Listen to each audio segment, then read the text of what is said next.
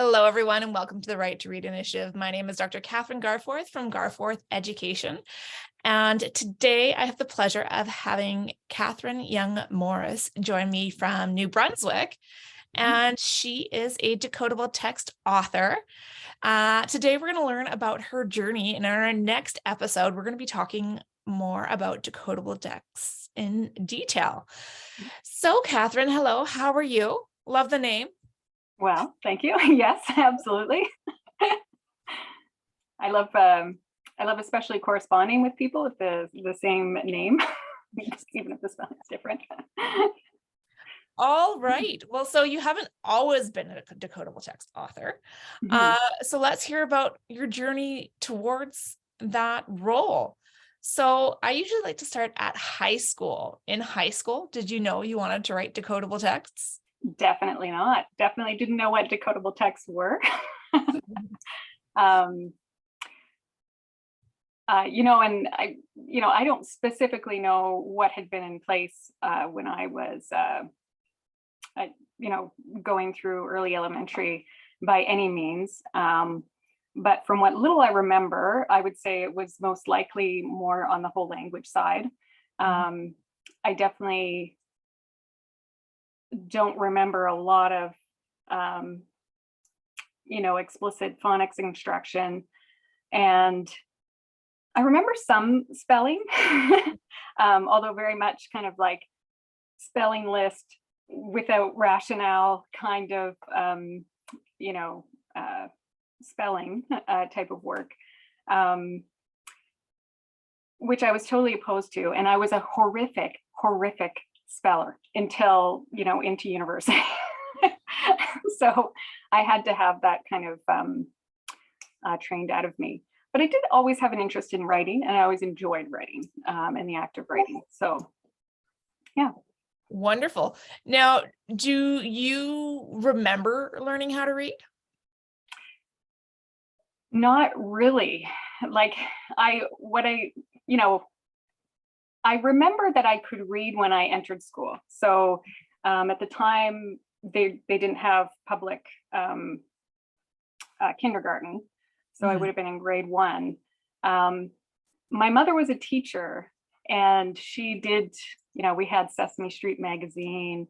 A lot of those resources are really, focused on getting kids to recognize letters and understand sound letter correspondences and that kind of thing. So I would say what I got a lot outside of, maybe formal education, but yeah.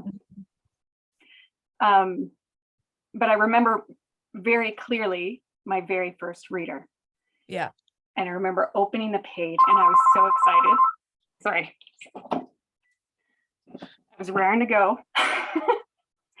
And it said, "I like ice cream." And there was a picture of a kid licking an ice cream cone. And I could read it. And I was so excited. I was just about jumping out of my seat. And I remember how slowly we went through, it took for us to get through that page, and realizing that not everybody could read that text. And when I think about that as a very first, text to be reading, you've got soft C, you've got a long vowel, so you've got a vowel digraph in there, and you've got your sight, reading word I, kind of as the very first, text selected, which is really interesting. But of course, I remember nothing else about any of the materials. But that was a really kind of memorable moment for me. So,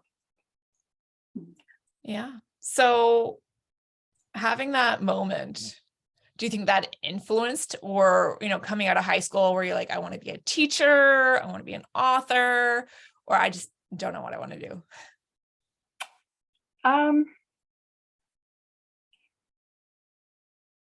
I did want to be a teacher. I would say other experiences maybe influenced that more so, though. What I find funny about some of my memories is, like, I remember in kindergarten, we went on a field trip to the zoo. Everybody was supposed to learn a fact about an animal that we were going to see at the zoo and then share that fact. And one of those, for me, it was the tiger. So I went to the encyclopedia. I know those aren't common these days to be kicking around the house. And I copied down, information about the tiger. And I remember at the field trip, I was the only one who had something written. And that makes sense in kindergarten for that to have been, the case. But my conclusion was, which is a nice little reminder that you just never know what's going through a kid's head, was, oh my goodness, I'm the only one in this classroom who couldn't remember my fact. The fact that I had written something down. But I think because reading came relatively easily to me, it took me longer in my adult life to really appreciate some of the complexities of how reading develops, of kind of the steps in that process, what it looks like, why it's challenging for so many people. And, kind of looking, reflecting back on that, I'm almost shocked, right? By how long it took me to put all of that together.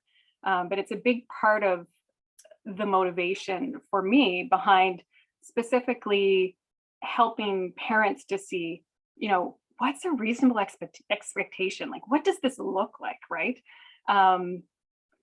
Combination of many of us don't remember many aspects of learning to read, as well as just how our reading develops, right?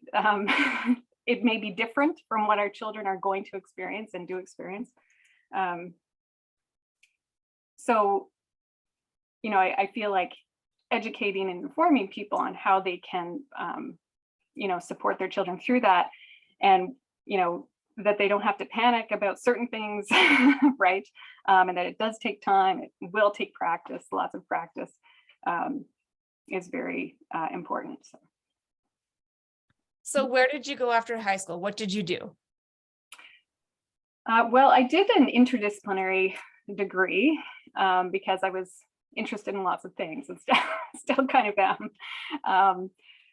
But kind of focused on social policy, and then went on to do graduate work, working with single mother students in particular, kind of, overlapping a lot with education. But at the time I got grant funding to go down the research route and the employment opportunities for teachers in New Brunswick wasn't great at the time. So I kind of continued on that trajectory, and initially worked did an internship with the Canadian Research Institute for Social Policy, which is really focused on education and looking at longitudinal drivers of educational outcomes and improvements. I'm sorry, I'm talking way too too technical for a casual conversation. And then I got working with someone more in nursing, looking at kind of the early childhood years, and looking at ways that we can kind of best support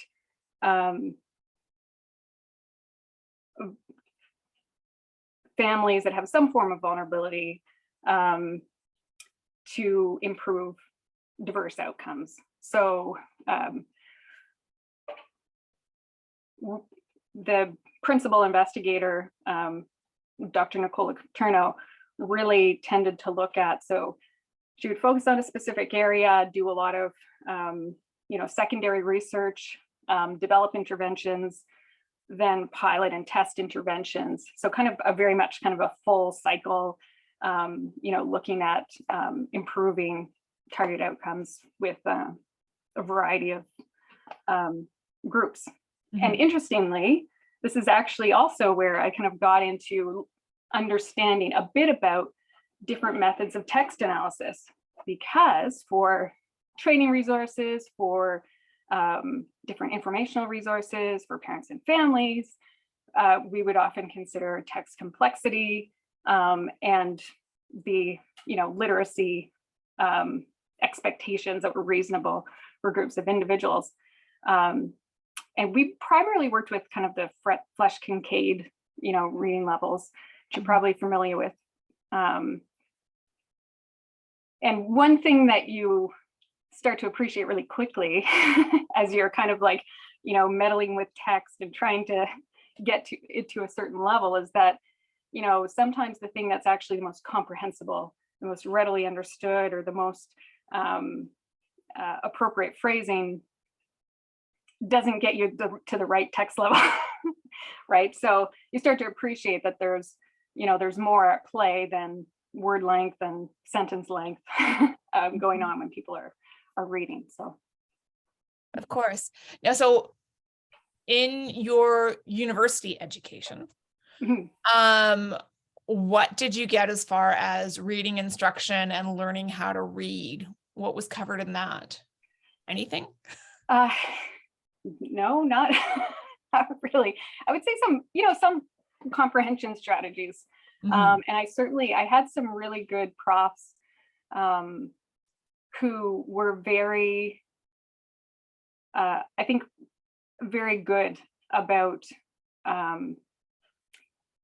maybe making a point of giving people strategies for attacking kind of more complex text, right? Because there's a language and a structure to a lot of research writing, right? And to be able to access that, but nothing about how people read, right? I definitely, probably one of the most important lessons came in my very first semester of university. So I told you I was an atrocious speller. And I can't really remember what the paper was about. Some kind of reflection paper. So it was somewhat personal. But I was talking about how important word choice is, and I can't remember. I think it was right in the title or a subtitle, but maybe it was on the first page or something, but really early on in the text, I made a terrible mistake. And, it was like, hominin. So the spelling, the sound and the spelling, the spelling was different. The sound was the same. And, here I was trying to make this point in this paper about the importance of word choice, correct word choice. And I had clearly used it wrong. And my prof totally called me on it. And that actually triggered me to say, oh my goodness, like I need to clean up my writing. And I need to take some English courses and make sure that I am communicating, clearly and effectively, because it affects how people understand your ideas, right? And what you're trying to communicate. So yeah, and as someone who has poor spelling, right. I can totally sympathize and relate, and knowing how it influences my communication, Right. Especially in a quick thing like a text message or an email. And there are times when I just can't get the spelling for the life of me. Right. And so I use a different word, or I change how my phrasing, because I can't communicate, the spelling, the spell check doesn't pick up what I'm trying to say. They don't understand my logic. Right. So that can have a big impact. And I think that's a very important thing that we need to become more cognizant of, especially because in some schools and curriculums, we're seeing spelling kind of take a back seat with that saying invented spelling is okay, and we'll give you the spelling. There's spell check. You don't need to worry about it. But we're leaving out that very important aspect of letting children understand the logic of English. And I know that's a book Right. that I quite like, because it really breaks it down and helps children understand that there is a reason for the spelling of words and understanding what that comes from. I mean, we have the same name, but different spellings, right? And as someone with dyslexia who struggled to learn how to spell their own first name, and having teachers spelling it different ways and everyone spelling it different ways, that didn't help. Right. Yeah. All right. So you didn't get the systematic, explicit instructional stuff during your university career, your training. And you started going this different trajectory as far as you weren't becoming that classroom teacher, you were doing the research and making the accessibility access. And I think another thing that we assume is that parents can read at a level to comprehend the materials being sent home to them and assist their child in the reading. But the reality is it's not the case. Yeah, no, definitely. And, I would say even if a parent isn't fully literate, there's still a lot they can do to support, their children's reading development. But I think that is so important, right? How, we share information with parents to enable them to do that, right? We need to be mindful of that. And nobody's necessarily going to be jumping up and down to say, oh, I really struggle with this, necessarily. But I think it's also an opportunity. And certainly kind of with some of the schools that we've worked with, we've seen this really used as an opportunity to also bring parents in and support their literacy development, at the same time. And I think that's a win for everybody, right? It's a win for any community. One thing that I find really, simultaneously interesting is that, even adults who, learn to read to a certain level in their adult life, if they're not using it on a regular basis, they can also lose some degree of their own literacy, right? So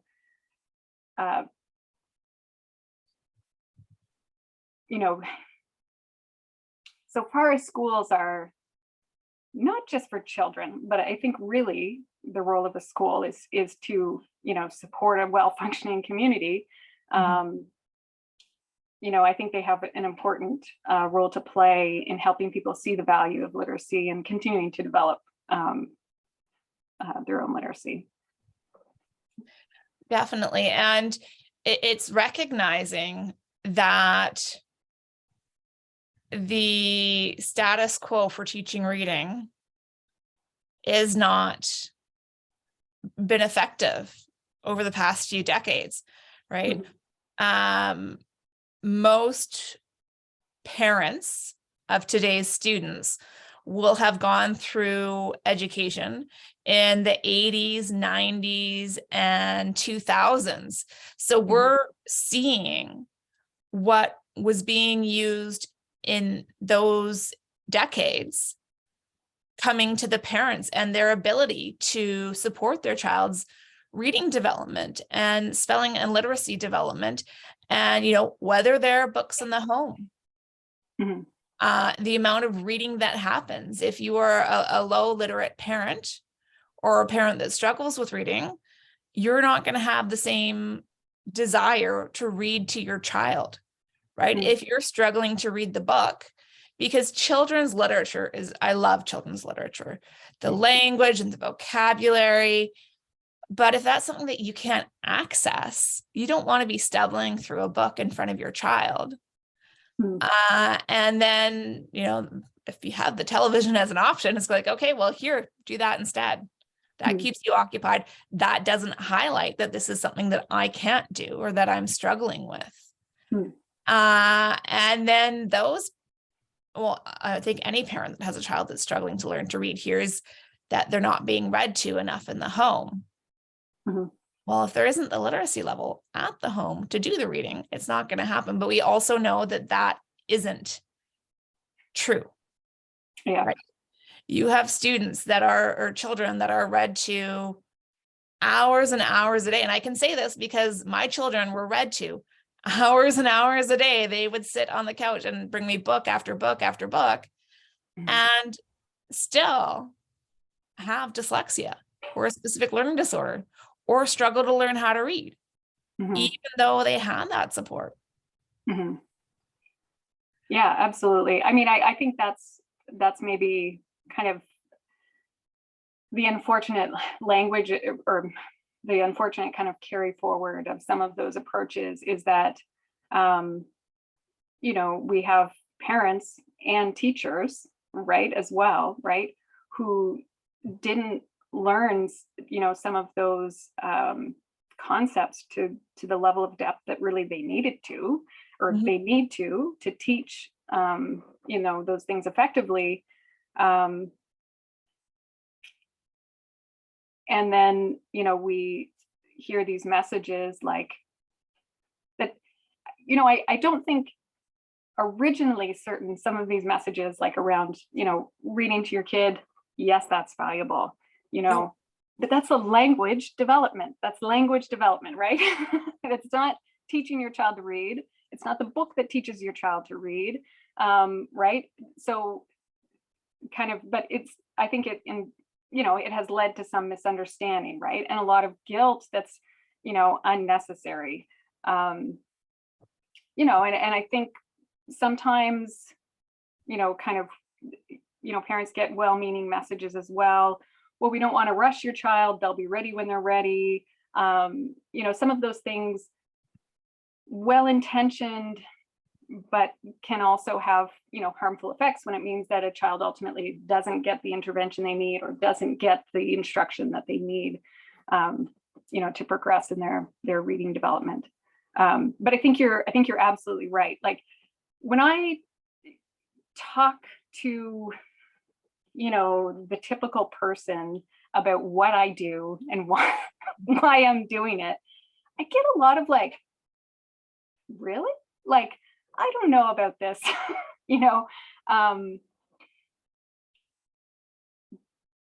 because, there's such such a blind spot that's kind of been generated for a lot of people, and then there's a certain segment of people who get it really well and really appreciate it.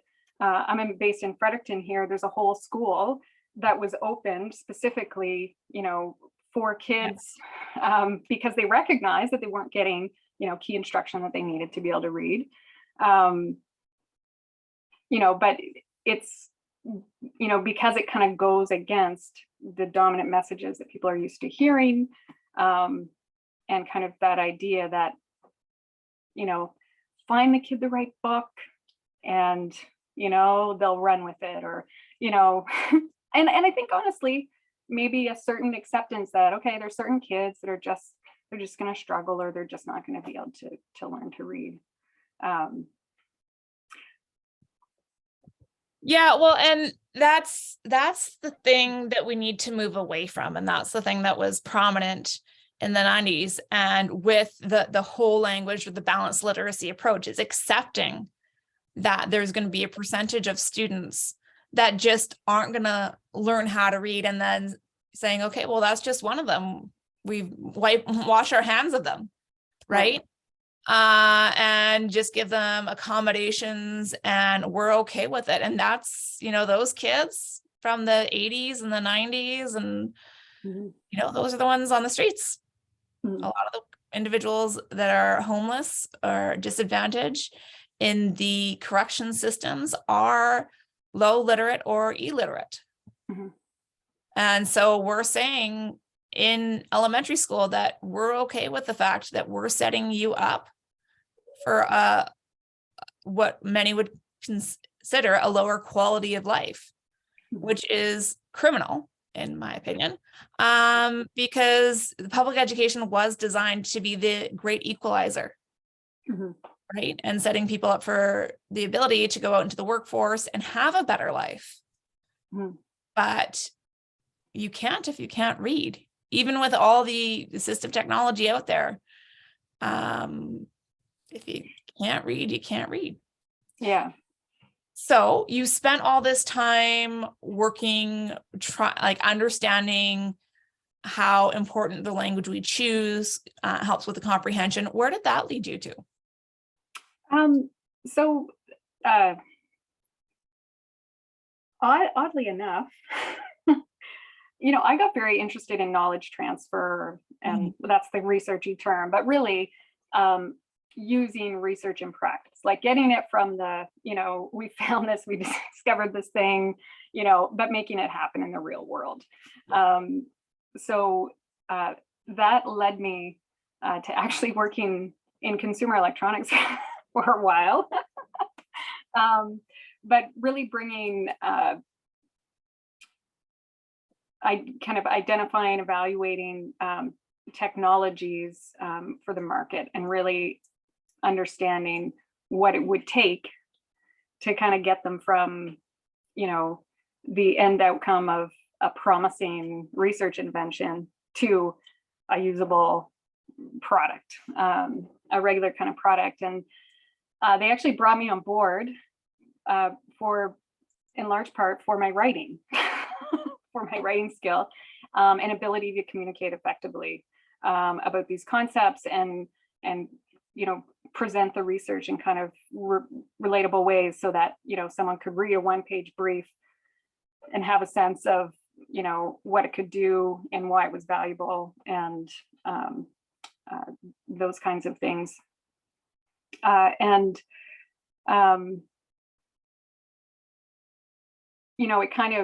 let me see kind of that other side, from the outside of a research institution, how do things work? Because I had been very much in the research nonprofit world. And then from there, I became a product line manager for a K-3 literacy program, because that was very much,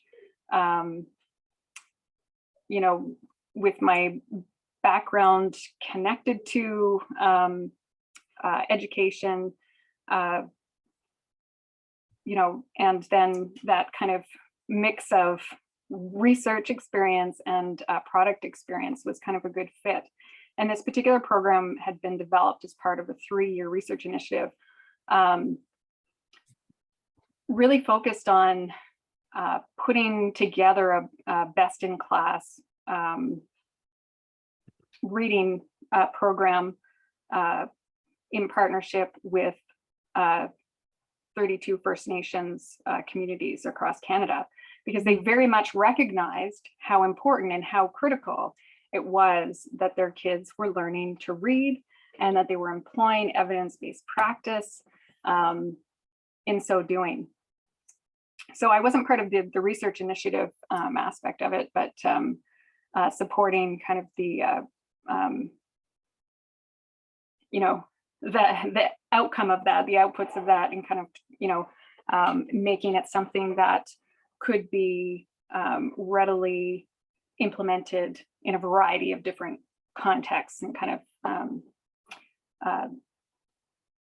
all of the supporting tools and and pieces and that kind of thing. So and that again, I would say, I mentioned earlier, I said, really, I find it shocking in retrospect how long it took me to put all the pieces together about why we were where we were now, and how to get there, how to get to a better place, so that we can get to, more children successfully reading in our public education systems. and had some really great opportunities to work with some fantastic individuals and very engaged schools and communities, making that shift and believing that they could do better, really believing in their children, which I think is, so critical. And I think at the heart at this stage of improving our outcomes. We need to kind of shatter that expectation that there's just some kids that aren't going to, right, for whatever reasons, and really focus on figuring out the best ways to support all of our kids so that they have the most opportunities and the most options in life. Well, the thing that I want to highlight is the number of First Nation communities that you were working with, because historically, these individuals have been very underserved. And as part of, the Truth and Reconciliation, giving them the opportunity to succeed with the appropriate materials and being a very oral tradition culture, where, they're just starting to get syllabics and ways to transfer knowledge through print. I think it's very important to recognize that these nations are actively trying to pursue better educational practices for their children, and applaud them for that, and also say to other school boards and districts, wake up. Yeah, definitely. Definitely. And I mean, I wouldn't say, I think that the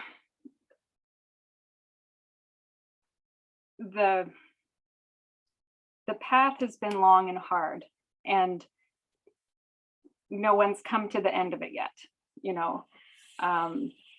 and a lot of First Nations communities, the educational funding has worked very differently, continues to work differently, and continues to kind of shift over time, which has presented some, challenges.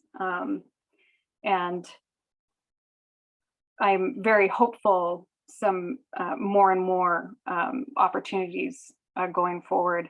And I think First Nations are really championing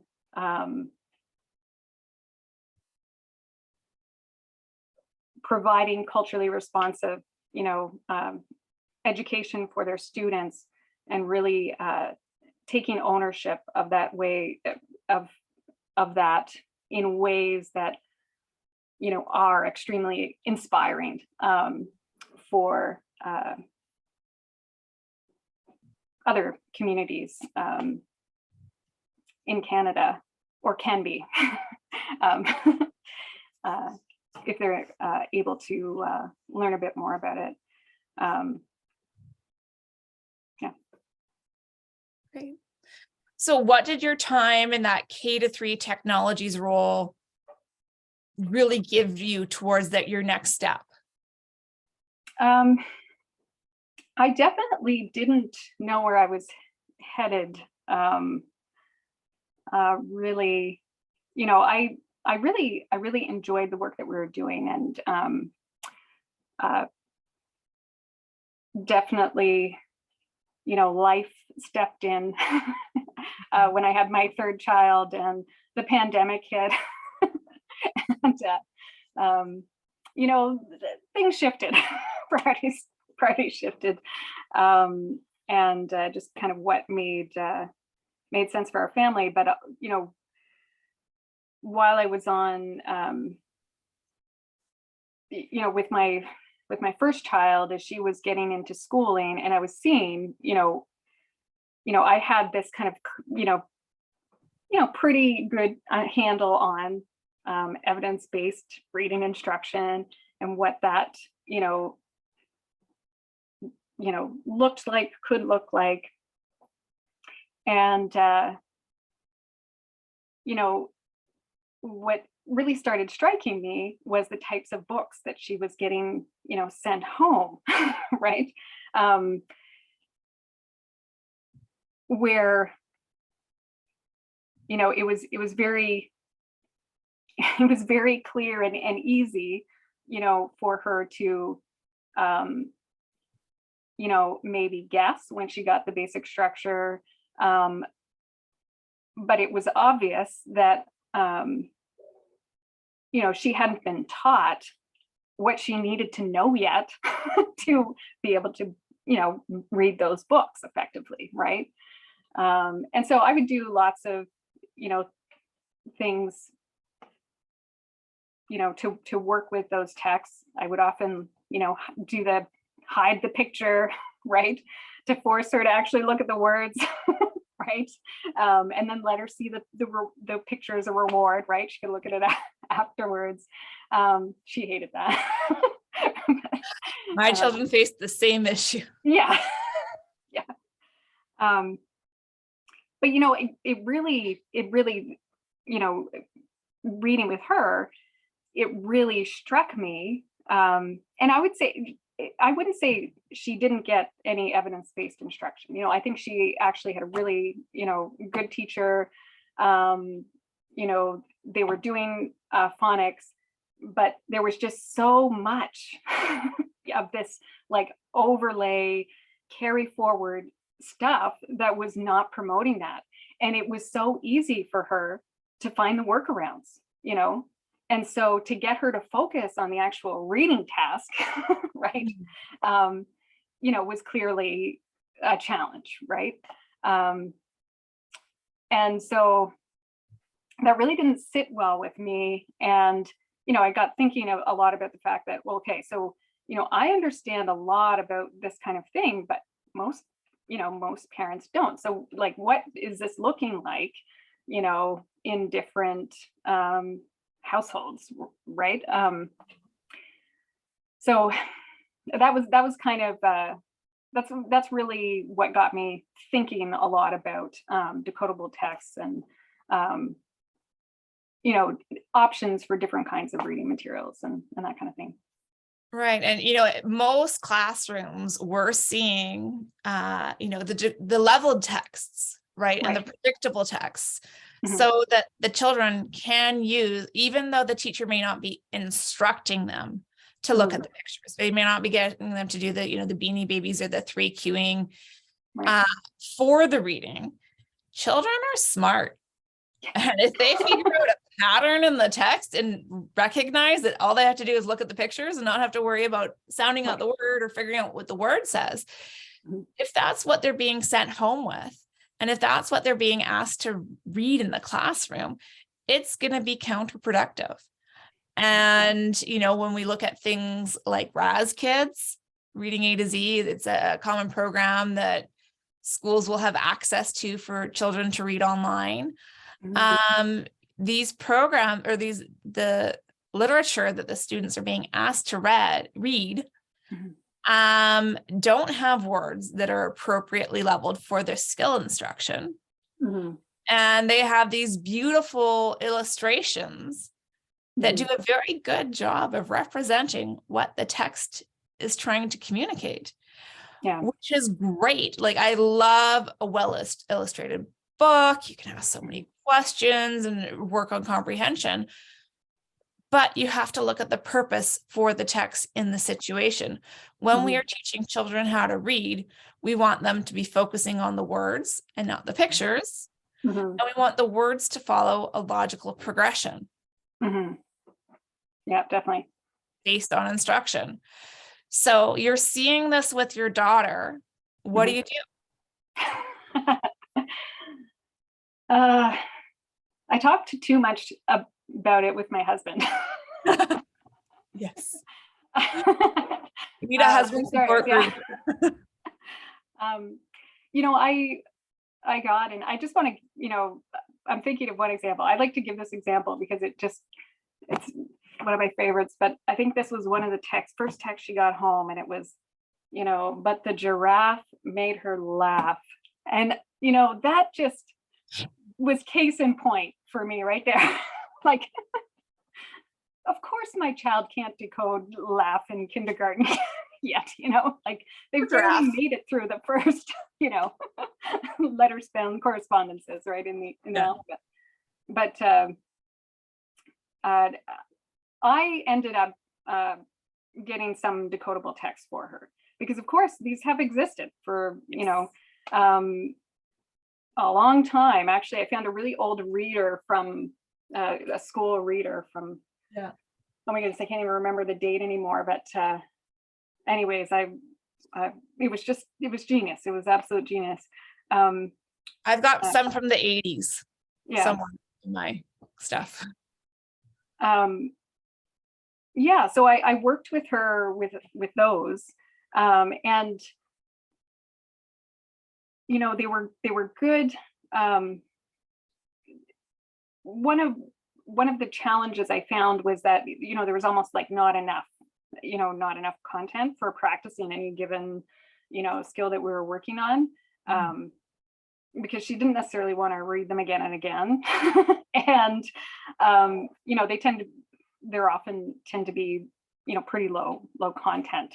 So then I got curious about other things, and I think this was actually right around the same time. As a joke, somebody had picked up at a yard sale this board game for me. It was like how to teach your kid to read in 60 days. I think it was from the 70s, and I was kind of curious. So I read. It came with a companion book, which was actually beautiful because, it helped understand what you were doing with the activities in the game. But the author was a parent himself. He was a father, not an educator. And he told his own experience with teaching he had 2 girls to read. He talked about how, he had read this article about methods of teaching reading, and they talked about 2 different approaches. They talked about this whole word method. And so he tried that first because he thought, okay, this sounds straightforward for me. I'm going to try this with my girls. And, he said at first, they seemed to be learning the words really fast, and he was super impressed and like, wow, this is great. But then as he started introducing more and more words, they started confusing more and more words. So he realized very quickly that they weren't actually learning the skills of reading. They were learning to, visually memorize these word forms. Yeah. Right. So he said, okay, we're on to method 2. That doesn't work. And I just remember thinking, my goodness, here is this parent who has watched this, has seen this, clearly recognized that their child wasn't reading. And why are we still fighting these ideas, right, in our school systems today? Anyways, it's kind of, it was just a kind of amazing aha, moment for me. Yeah. Well, and just as you were speaking of this, I don't know why this analogy came up in my head, but for some reason it did. And I think we need to think not every, in gym class, they teach a variety of different sports, and they teach kids to be proficient at it, but they know, if you're teaching basketball, you do dribbling and passing and shooting. But they know not every student is going to make it to the NBA or the Olympics. But they expect competency. And they're not going to just say, oh, you don't have to learn how to dribble a ball. They're going to keep on working it with the kids because it's good for hand-eye coordination and that sort of thing. And I think we need to go with, okay, well, every student can learn how to read. They may not be professors of literature or authors, but we can get them reading proficiently so that they can understand. Now, what's the best way to do this? Well, with basketball, we're not sending them drills, doing, big stuff right from the beginning. We're just basically working with the basics. Mhm. And that's where we need to go instead of saying, okay, here's the book, read it. Let's Right. start with the basics. And that's what we're trying to advocate for, structured literacy Mhm. and science of reading, using scientific ways or scientific research to inform our teaching practices. Mhm. And one of those includes using decodable controlled texts. Mhm. So I know that's our big topic for our next conversation. Yeah. Do you want to give us just a brief description of your role now as a decodable text author and what that entails? Because there's a difference between a good decodable text and one that's Right. decodable but not great. Right. um, well, I don't want to say anything damning about my own writing now that you've presented this. um, I guess one of my goals was not, simply to provide, controlled and decodable text. And I think honestly, when I went into it, I went in a little naively in my assumption about what teachers would be comfortable just authoring themselves, right? Even on the spot, right? In practicing with kids, right? Putting together phrases and that kind of thing. But I think the big shift also that people need to be kind of aware of is that, with some of the text leveling systems people are used to, there also came hand in hand the assumption that kids were almost going to be like the text was almost teaching the kids the reading skills and developing the reading skills. And that's not what's going on. That's not the intention or how decodable text should be used, right? The text selection should be driven by what skills you want to practice with the child, what the child's been taught. And so there's kind of a different link. There are more than one way to do decodable text and to write decodable text. Partly because there are different sequences of skill instruction that can work, right? So there isn't a single sequence that is everybody must teach this way. There's some general sequencing that tends to happen that you find in most sequences, but some people do use slightly different sequences. And there's nothing to say that there's any reason they shouldn't, but you should be trying to use texts that support that sequence, right? As far as possible.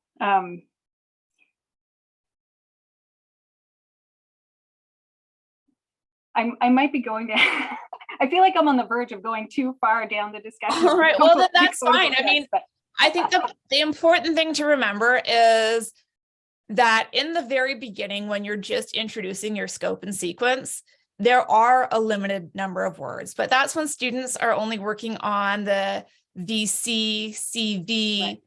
CVC, the basic one syllable words. Yes, there is limited vocabulary, but once they master that and you introduce more grapheme phoneme correspondences, so they have more phonics knowledge, and you can start using 2-syllable words, it doesn't have to be boring. Yeah, definitely not. Right? And even it is at CVC level, level. It doesn't have to be boring. And it can introduce vocabulary words. And there are some great options out there. So I am really looking forward to doing the deep dive into decodables with you in our next conversation. Yes, definitely. All right. Thanks for joining me today. Thank you. Have a great day. Bye.